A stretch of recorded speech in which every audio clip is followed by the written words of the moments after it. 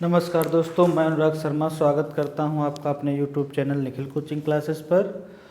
तो हम लोगों ने पढ़ लिया था कि अवतल दर्पण से जो वक्रता, त्रिज्या और फोकस दूरी में संबंध है वो। अब हम लोग पढ़ेंगे उत्तल दर्पण के लिए वक्रता, त्रिज्या और फोकस दूरी में संबंध।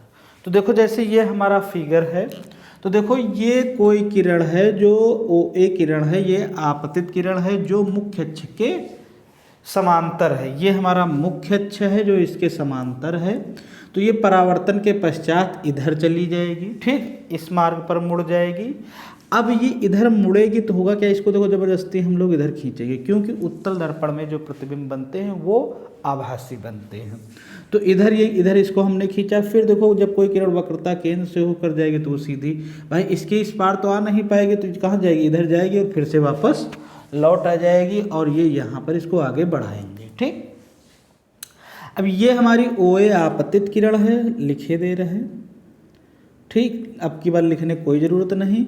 OA आपतित किरण है। आपतित किरण और अभिलंब के बीच बना कोण क्या होता है, बोलो भाई, वो होता है हमारा I।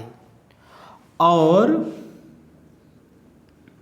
जो ये कोण होगा परावर्तित किरण तथा विलंब के बीच जो कोण बना होता है वो होता है हमारा R, ठीक।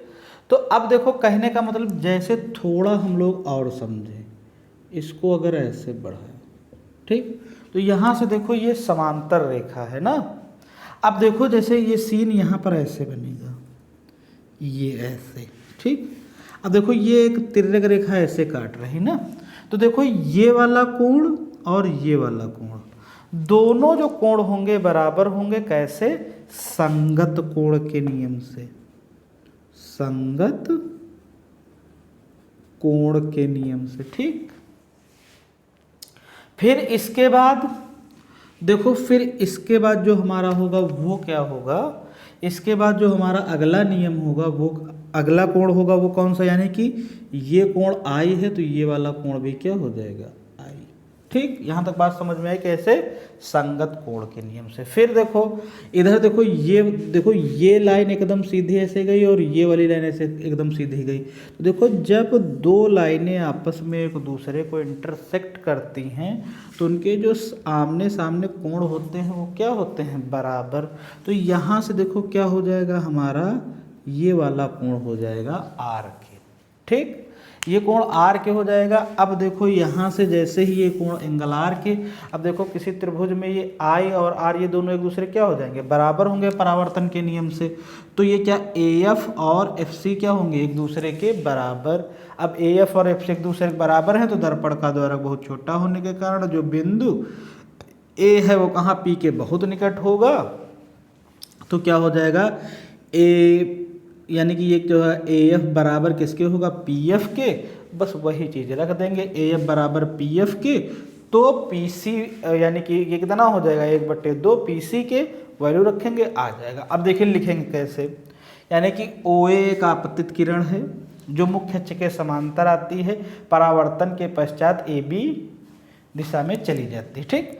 फिर यानी कि AB को क्या हुआ, आगे बढ़ाया, तो ये देखो कहाँ से होकर जाएगी, मुख्य फोकस से होकर जाएगी। फिर आए इसके बाद, फिर देखो एक किरण हमने कौन सी ली, NA, जो कहाँ से होकर जा रही, वक्रता केंद्र से होकर जा रही, ठीक। वक्रता केंद्र से होकर जा रही है तो वो क्या होगा कि वो सीधे अपने मार्ग से वापस लौट जाएगी, ठीक। और यही जो CN है यही हमारा किसका काम करेगा, या NA जो है यही हमारा अभिलंब का कार्य करेगा, ठीक। अब ये अभिलंब का कार्य करेगा तो अभिलंब और आपतित किरण के बीच बना कोण क्या कहलाता है, आपतन कोण I। और जो अभिलंब और परावर्तित किरण के बीच कोण बनता है उसको हम लोग बोलते हैं R, ठीक। अब यहाँ से देखो कैसे क्या होगा कि, यानी कि जो अगर लगाएं कोण, तो ये लिखने के बाद हम लिखेंगे परावर्तन के नियम से, परावर्तन के नियम से, ठीक। तो देखो जो कोण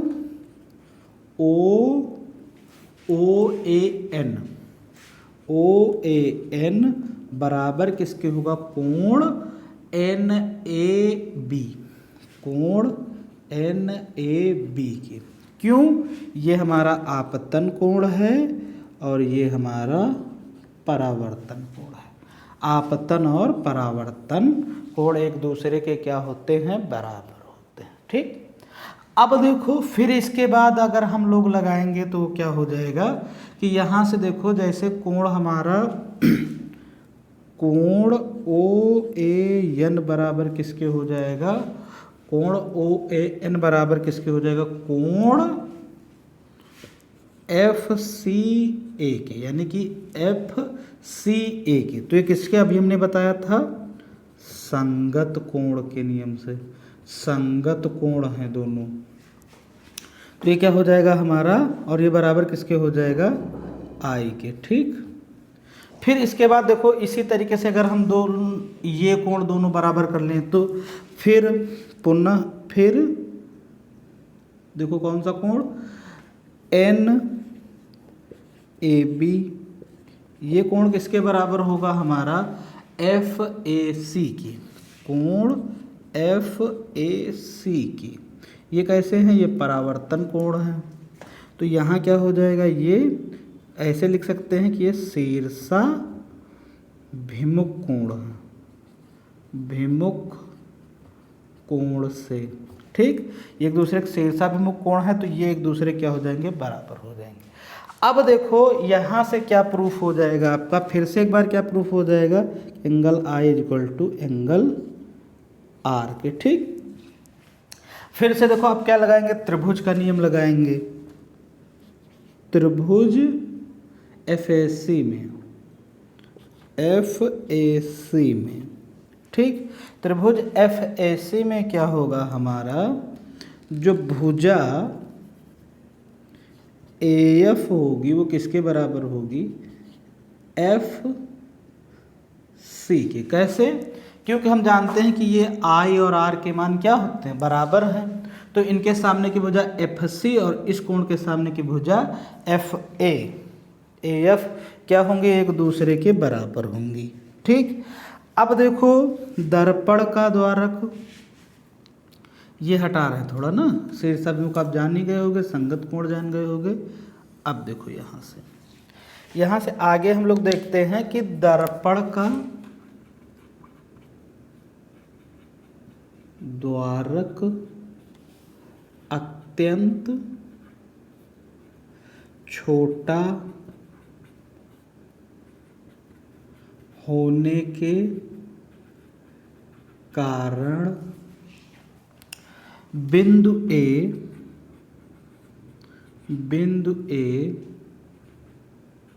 ध्रुव P के बहुत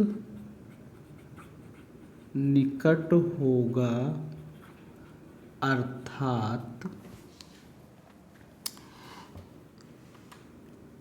AF is equal to FP के। ठीक। FP जो होता है हमारा ये किसके बराबर हो जाएगा हमारा?